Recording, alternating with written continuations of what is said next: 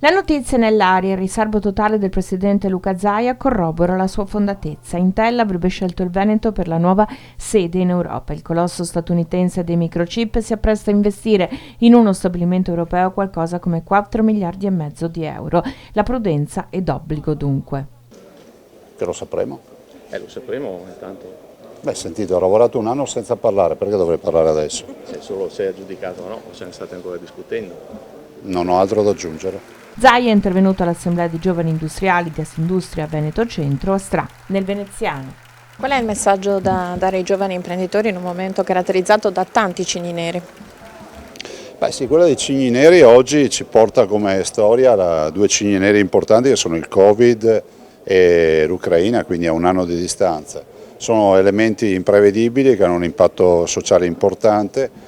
Io sono oggi reduce dal tavolo di partenariato regionale dove tutti gli stakeholders si sono riuniti e abbiamo parlato della crisi, abbiamo parlato dei fondi, del PNRR, dei 16 progetti veneti, ma abbiamo parlato anche di quello che è ovviamente il tema energetico, più 799% di costo del metano dal 2020 e oltre agli aumenti del petrolio danno oggi inquietudine ai mercati. Noi abbiamo commesse ma abbiamo la difficoltà poi di approvvigionare materie prime e ovviamente il problema del costo dell'energia.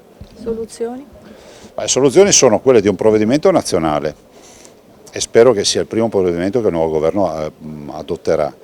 È visto considerato che sul tema energia si gioca non solo il futuro delle nostre imprese ma si gioca anche la stabilità sociale delle nostre famiglie, visto considerato che mediamente, lo dice l'Istat, una famiglia avrà maggiori spese per oltre 2.500 euro all'anno, il che significa problemi grossi. Dall'altro c'è il tema che il ricorso all'eventuale cassa integrazione sarebbe un disastro, visto considerato che andremo a erogare minor stipendio con la cassa integrazione ai lavoratori in un contesto nel quale, dato di oggi, c'è un'inflazione e quindi una minor capacità di acquisto di valore del 9% a livello nazionale.